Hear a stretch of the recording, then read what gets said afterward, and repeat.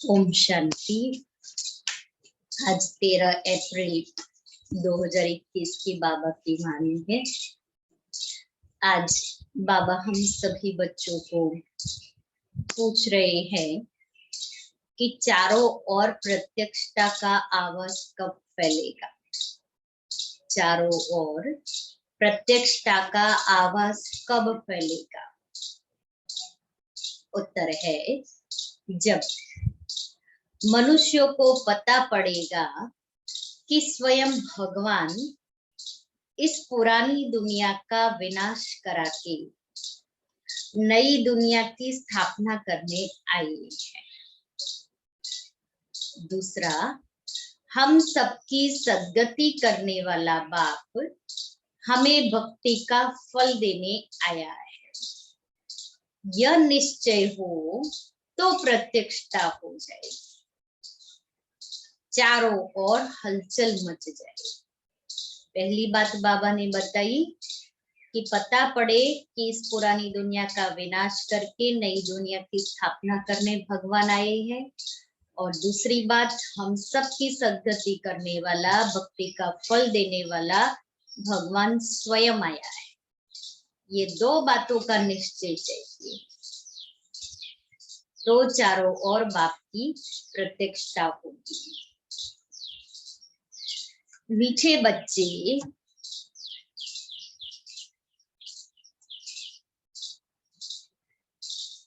बच्चे बाप जो है जैसा है तुम बच्चों में भी नंबरवार पहचानते हैं। अगर सब पहचान ले तो बहुत भीड़ मच जाए। इसलिए बाबा कहता है ना, कोटों में कोई और कोई में कोई मुझे पहचानते हैं, सब नहीं पहचानते। और बच्चों में भी नंबरवार है। गीत है जो पिया के साथ है उसके लिए ज्ञान बरसाते है। ओम शांति। बच्चों ने गीत की 2 लाइन सुनी, जो पिया के साथ है। अब पिया कौन है ये दुनिया नहीं जानती कि पिया किसको कहा जाता है। भल ढेर बच्चे हैं, उनमें भी बहुत है जो नहीं जानते कि किस प्रकार से बाप को याद करना चाहिए। बाबा जो है जैसा है उसको उसी स्वरूप में याद करना। वह याद करने नहीं आता। किस प्रकार से बाप को याद करना चाहिए वह याद करना नहीं आता। घड़ी घड़ी भूल जाते हैं। बाप समझाते हैं, अब बच्चे अपने को आत्मा समझो, हम बिंदी है। क्योंकि शिव बाबा आत्मा का बाप है, इसलिए मैं आत्मा बनेगी तो शिव बाबा की याद रहेगी। आत्मा नहीं बनेंगे तो बाबा कैसे याद आएगा। क्योंकि बाबा शरीर का बाबा तो है नहीं। जो शरीर को याद करे, शरीर को याद करेंगे, शरीर का बाबा याद आएगा। आत्मा बिंदी समझेंगे तो आत्मा का पिता याद आएगा। अंडरस्टूड है।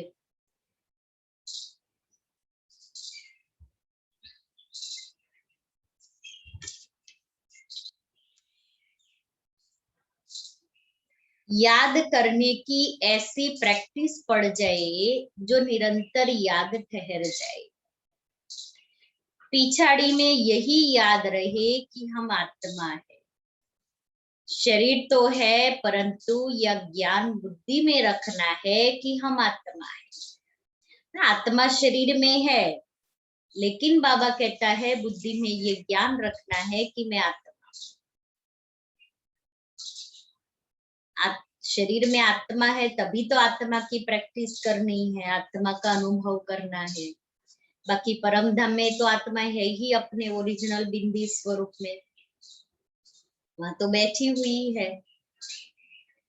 यहाँ शरीर में है तो वो आत्मा अनुभूति है। इसलिए बाबा कहता है याद करने की ऐसी प्रैक्टिस पड़ जाए जो सिर्फ आत्मा ही याद आए, याद ठहर जाए। बाप का डायरेक्शन मिला हुआ है, मैं जो हूं उस रूप में कोई विरला याद करते हैं। देहाभिमान में बच्चे बहुत आ जाते हैं। बाप ने समझाया है कोई को भी जब तक बाप का परिचय नहीं दिया है तब तक कुछ भी समझ नहीं सकेंगे। पहले तो उनको यह मालूम पड़ेगा कि वह निराकार हमारा बाप गीता का भगवान है, वही सर्व का सद्गति दाता है।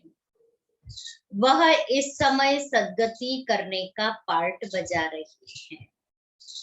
इस पॉइंट में निश्चय बुद्धि हो जाए तो फिर जो भी इतने साधु संत आदि है यह सब सेकंड में आ जाए, भारत में बड़ा हंगामा मच जाए, अभी मालूम पड़ जाए कि यह दुनिया विनाश होने वाली है, इस बात का निश्चय हो जाए तो ये मालूम पड़ जाए कि ये दुनिया विनाश होने वाली है, तो बाबा कहता है इस बात का निश्चय हो जाए तो बंबई से लेकर आबू तक क्यों लग जाए, और वो तो होना ही है अंत समय में जब बाप की प्रत्यक्षता होगी। इसलिए अभी बाप को प्रत्यक्ष करने में हमारा योग बल कम पड़ रहा है कि हमको हमारा योग बल जमा करना है, तो जल्दी ही बाप की प्रत्यक्षता हो जाए।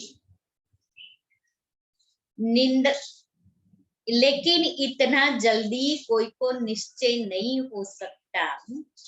तुम जानते हो विनाश होना ही है। यह सब घोर निंद्रा में सोए ही रहने हैं। अभी कितना जगाते जागो जागो, भगवान आ चुके हैं, अपना कार्य कर रहे हैं, दुनिया परिवर्तन हो रही है, तो विनाश, अपना विनाश हो जाए उसके पहले बाप से वर्षा ले लो। लेकिन बाबा कहता है घोर निंद्रा में सोए ही रहे हैं। फिर अंत समय तुम्हारा प्रभाव निकलेगा। मासी का घर नहीं है जो इस बात में निश्चय हो जाए कि गीता का भगवान परमपिता परमात्मा शिव है। यह प्रसिद्ध हो जाए तो सारे भारत में आवाज हो जाएगी। अभी तो तुम एक को समझाएंगे तो दूसरा कहेगा तुमको तो जादू लग गया है।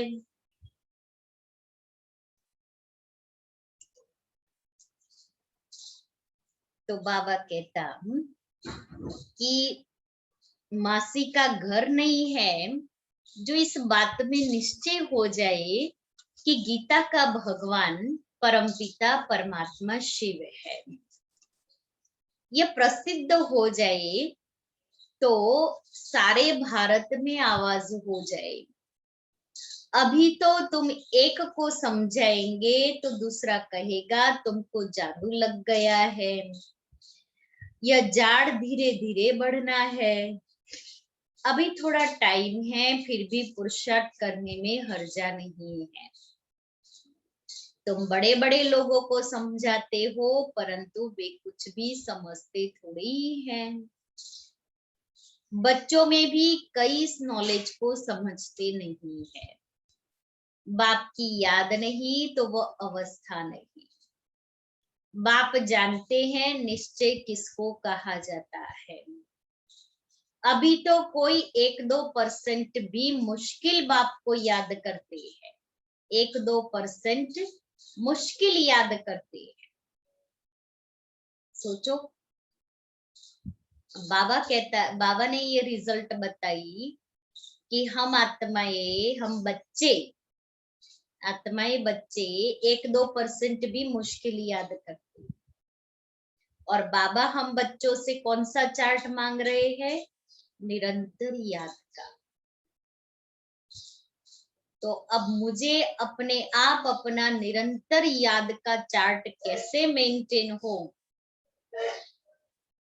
उसका एक टाइम टेबल बनाना चाहिए।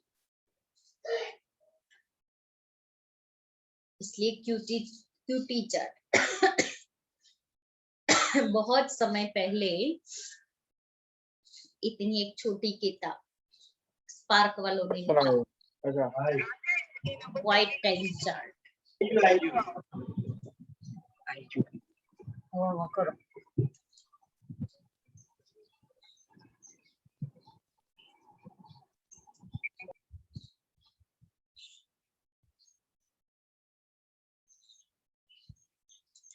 तो वो क्वाइट टाइम चार्ट में अमृत वेले से रात के 10 बजे तक, माना सुबह 4 बजे से रात के 10 बजे तक, हर 20 मिनट में ना 4 बजे, फिर 4:20, फिर 4:40, उसके बाद में 5, 5:20, 5:40, 6, ऐसे रात के 10 बजे तक उसका कि हमने बाबा को याद किया, 5 स्वरूप की ड्रिल की, बहुत अच्छा मना। उस समय में मैंने भी वो चार्ट भरा था, क्यूटी चार्ट कहते थे, क्वाइट टाइम चार्ट। इतना अच्छा लगता था कि जो 5 स्वरूप की ड्रिल अंदर में जैसे बैठ गई थी,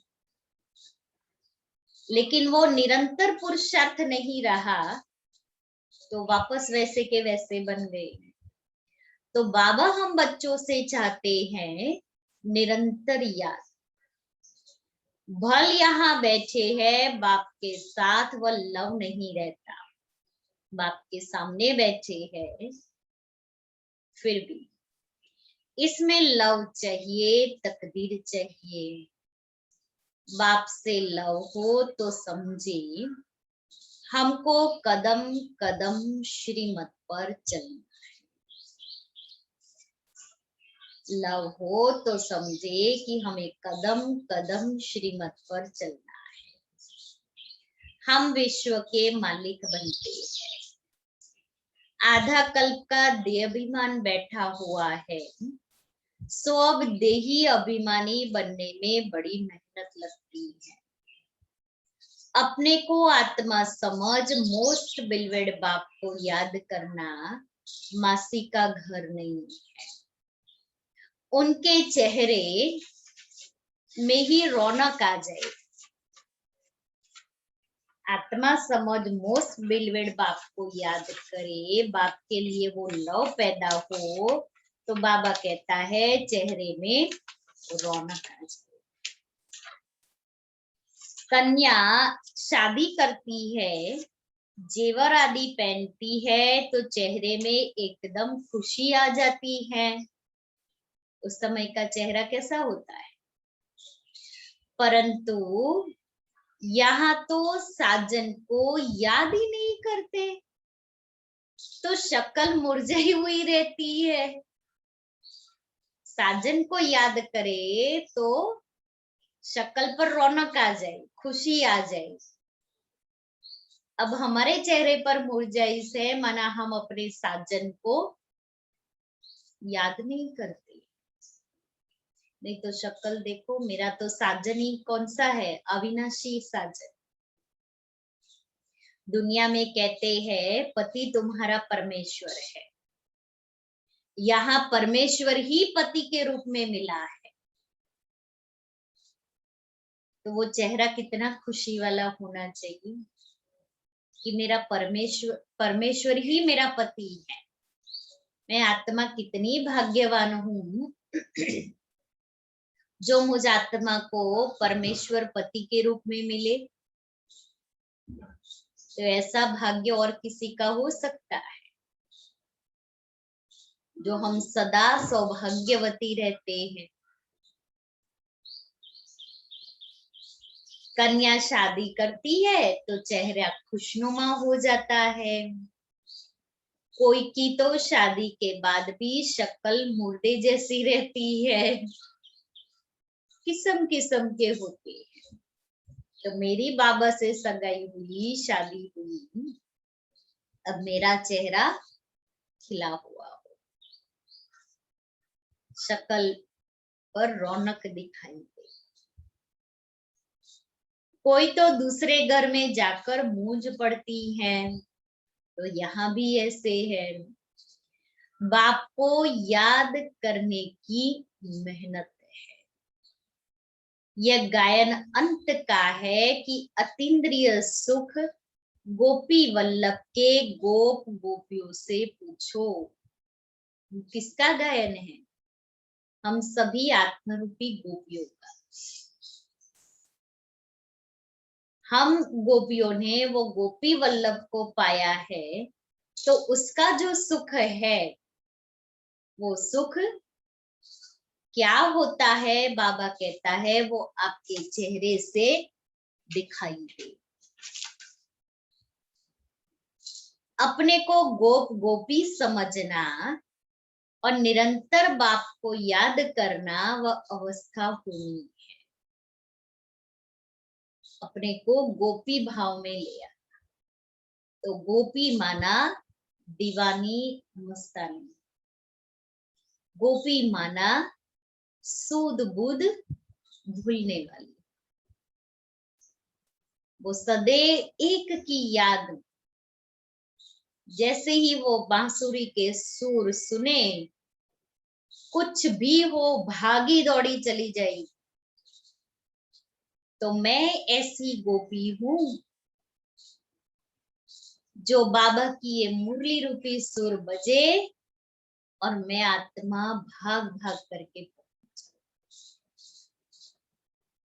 ऐसी दीवानी मस्तानी मस्त गोपी बनना है। मैं ऐसी गोपी हूं,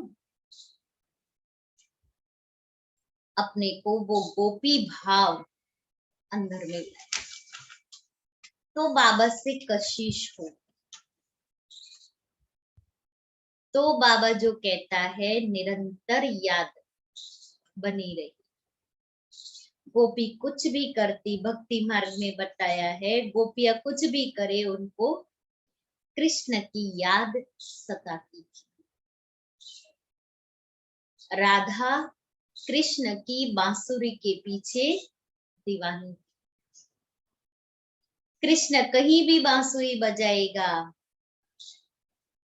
वन में भी बांसुरी बजाएगा ना, तो भी वो बांसुरी के सुर राधा के कान में जाते थे और राधा दौड़ी चली जाती। तो मैं आत्मा ऐसी राधा ऐसी गोपी हूं मैं। हम स्वयं अपने से पूछे। तो बाबा ने जो आज कहा, बाबा के लिए लव, निश्चय और निरंतर याद।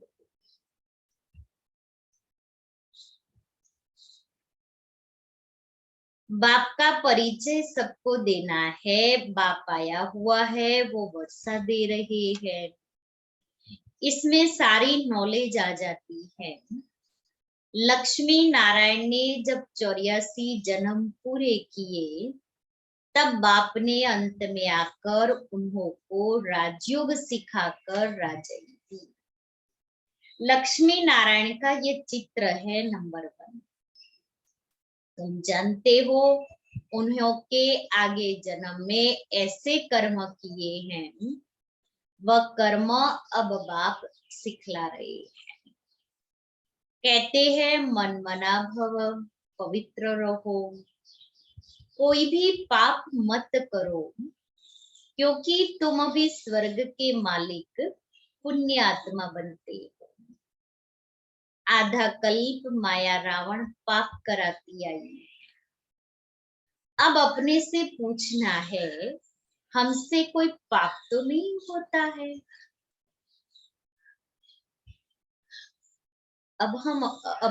अब हमें अपने से पूछना है, हमारे से कोई पाप तो नहीं होता है?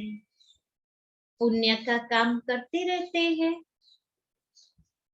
अंधों की लाठी बने हैं, बाप कहते हैं मन मना भव।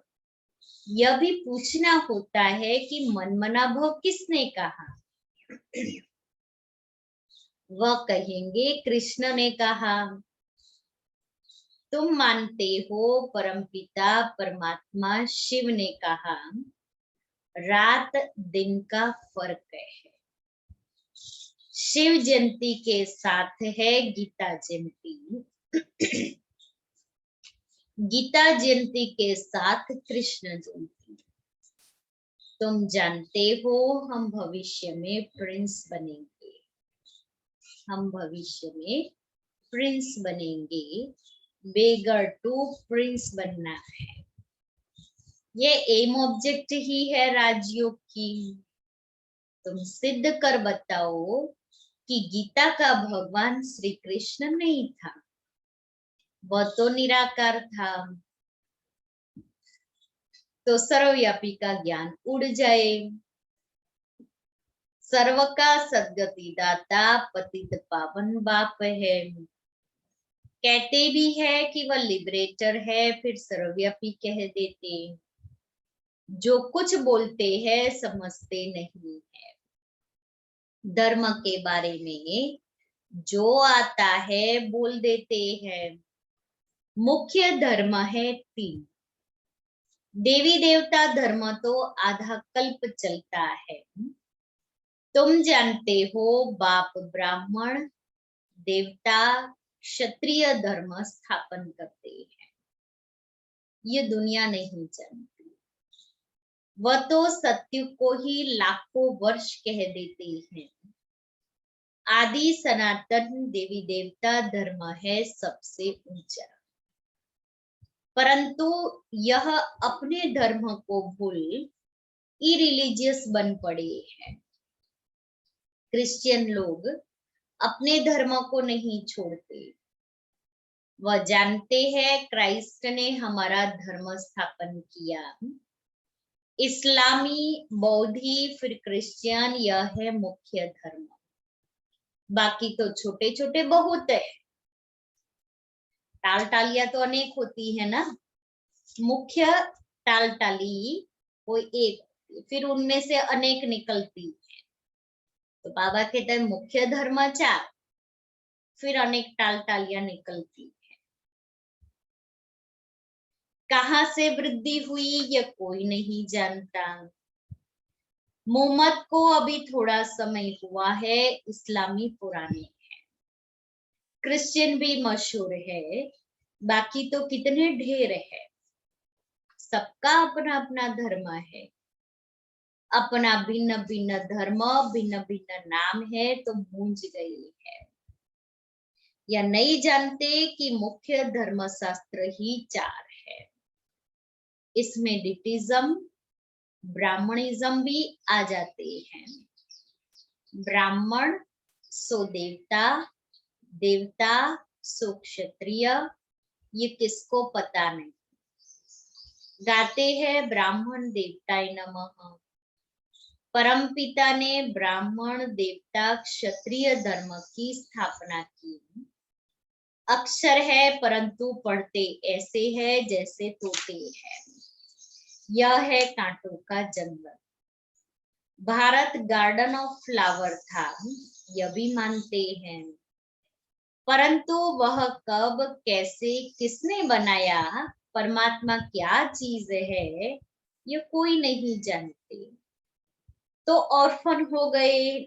ऑर्फन हो गए ना, ऑर्फन माना अनाथ।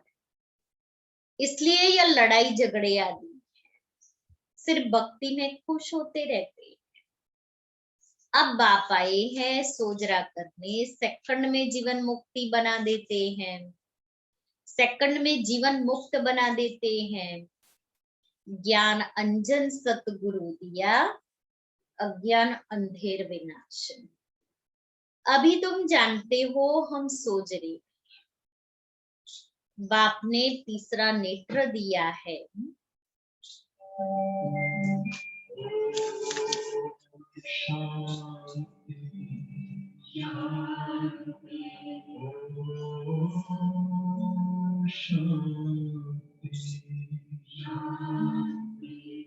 अंतर मन में ज्योति जगा लो, होगा दूर अंधेरा।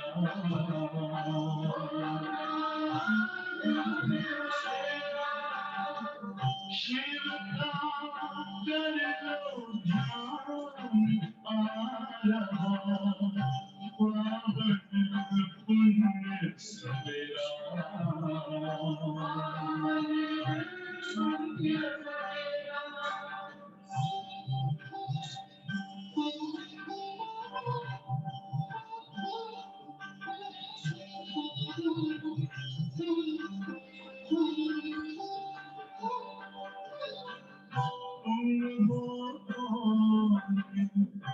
कहाँ से आए अपने आप को जानो,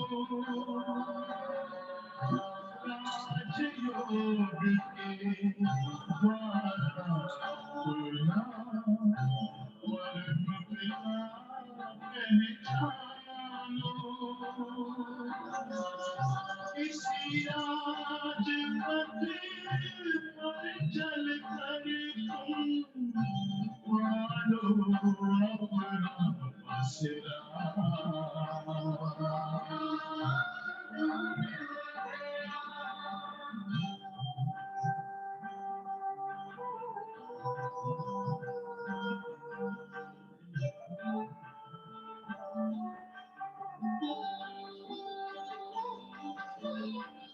तुम हो आत्मा तन से प्यारे, परमात्मा को प्यारे। दिव्य गुणों को धारण करके योगी बनो दुलारे। ज्योति बिंदु ही तोड़ेगा ये माया मोह अंधेरा।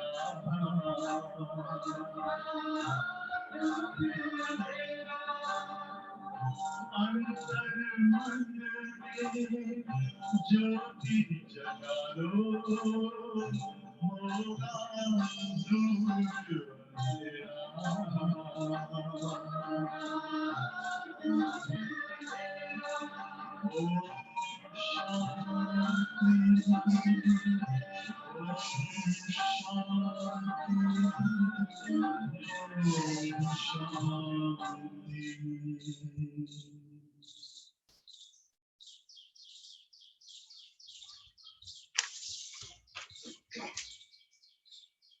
ओम शांति।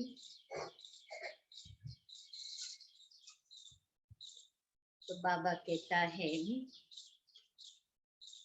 वास्तव में तीसरा नेत्र तुमको है। उन्होंने फिर दे दिया है देवताओं को।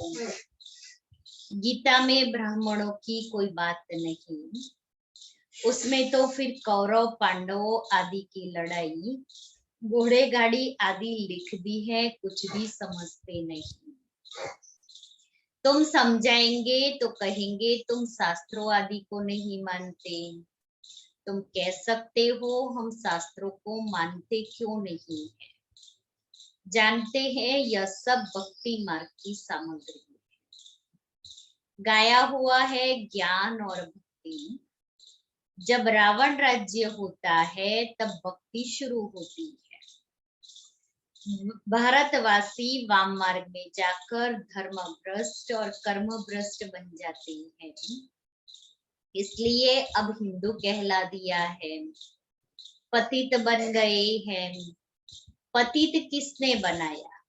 रावण ने। रावण को जलाते भी हैं, समझते हैं यह परंपरा से चला आता है, परंतु सतयुग में तो रावण राज्य ही नहीं था। कुछ भी समझते नहीं। माया बिल्कुल ही पत्थर बुद्धि बना देती है।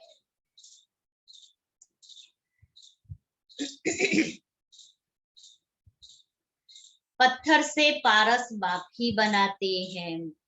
जब आयरन एज में आए तब तो आकर गोल्डन एज स्थापन करें। बाप समझाते हैं फिर भी बड़ा मुश्किल किसकी बुद्धि में बैठता है। तुम कुमारियों की अब सगाई होती है, तुमको पटरानी बनाते हैं, तुमको भगाया अर्थात तुम आत्माओं को कहते हैं तुम मेरे साथ मेरे थे फिर तुम मुझे भूल गए हो। देही अभिमानी बन माया के बन गए हो। बाकी भगाने आदि की तो बात नहीं है, माँ में कम याद करो, याद की ही मेहनत है। बहुत देहाभिमान में आकर विकर्म करते हैं। बाप जानते हैं यह आत्मा मुझे याद ही नहीं करती है। हम आत्माएं, बाबा जानता है कि एक आत्मा को कि कौन कितना याद करती है।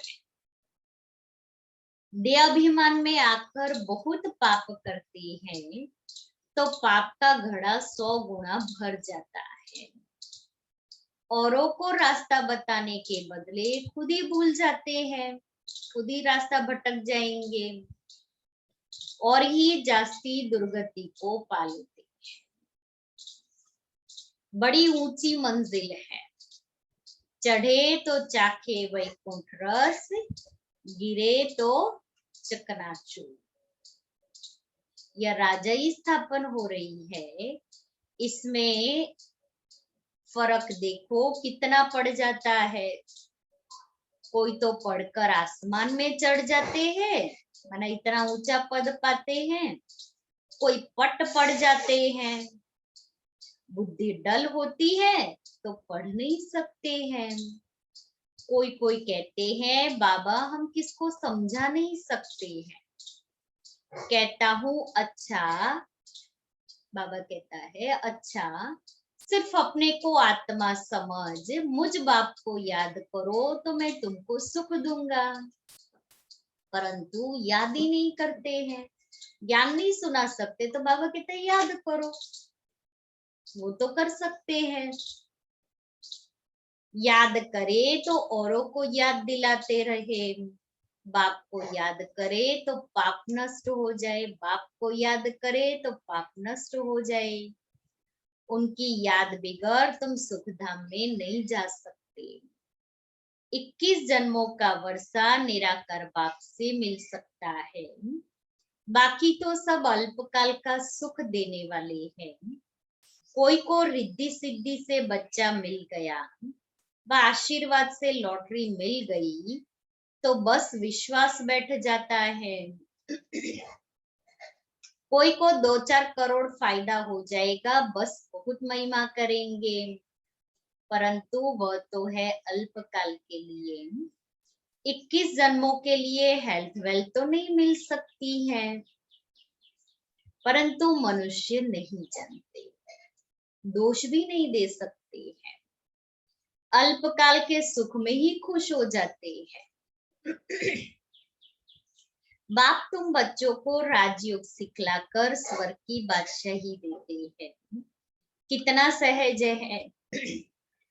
कोई तो बिल्कुल समझा नहीं सकते, कोई समझते भी है परंतु योग पूरा न होने के कारण कोई को तीर नहीं लगता है।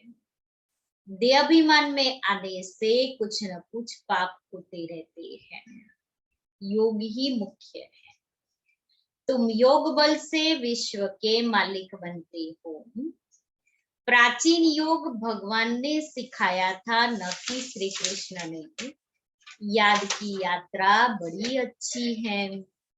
तुम ड्रामा देखकर आओ तो बुद्धि में सारा सामने आ जाएगा। कोई को बताने में टाइम लगेगा लेकिन याद करने में तो सेकंड में याद आ जाएगा ना। यह भी ऐसे है, बीज और झाड़, ये चक्र बड़ा क्लियर है।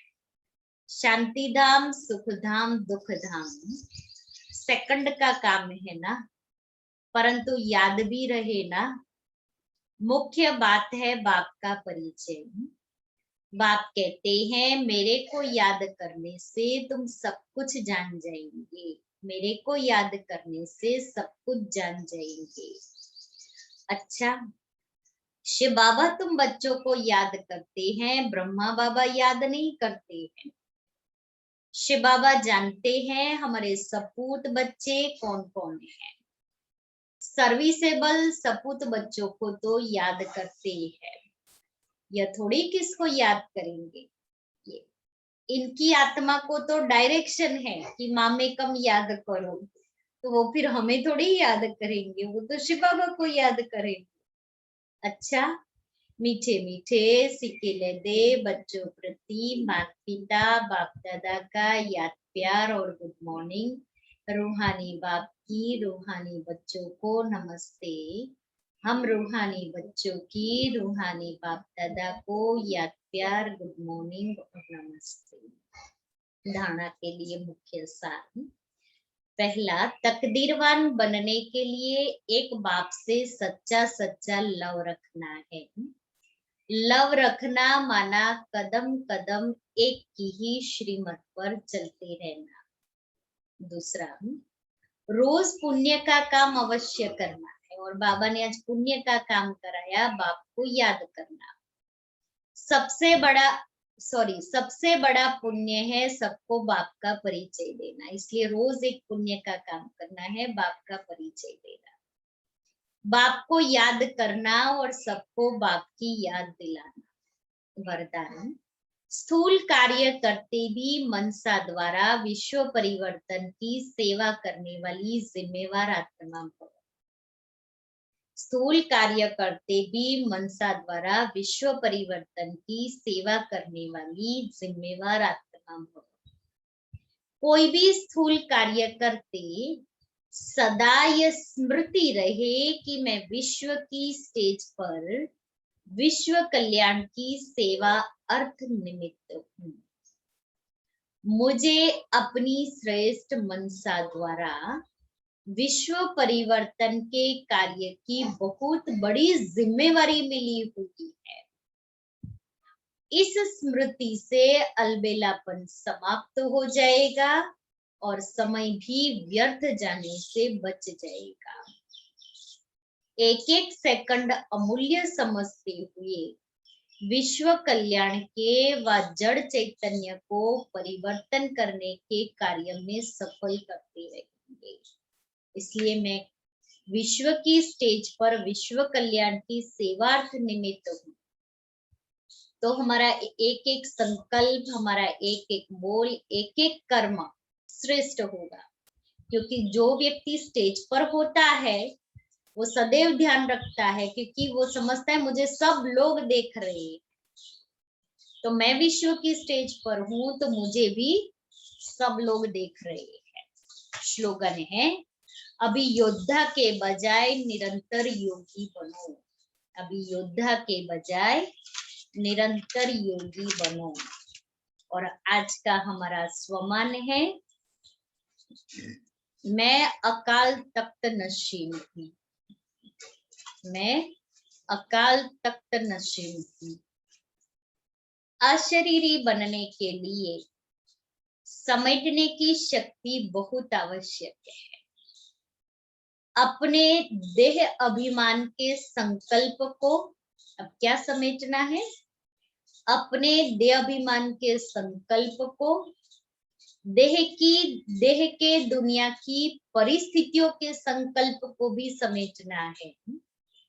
घर जाने के संकल्प के सिवाय अन्य किसी संकल्प का विस्तार न हो। बस यही संकल्प हो कि अब अपने घर गया कि गया। अनुभव करो कि मैं आत्मा इस आकाश तत्व से भी पार उड़ती हुई जा रही हूँ। इसके लिए अब से अकाल तख्त नशीन होने का अभ्यास बढ़ाओ। मैं आत्मा इस आकाश तत्व से पार उड़ती हुई जा रही हूँ, इसके लिए अकाल तख्त नशीन होने का अभ्यास बढ़ाओ। इसलिए देह की परिस्थितियों के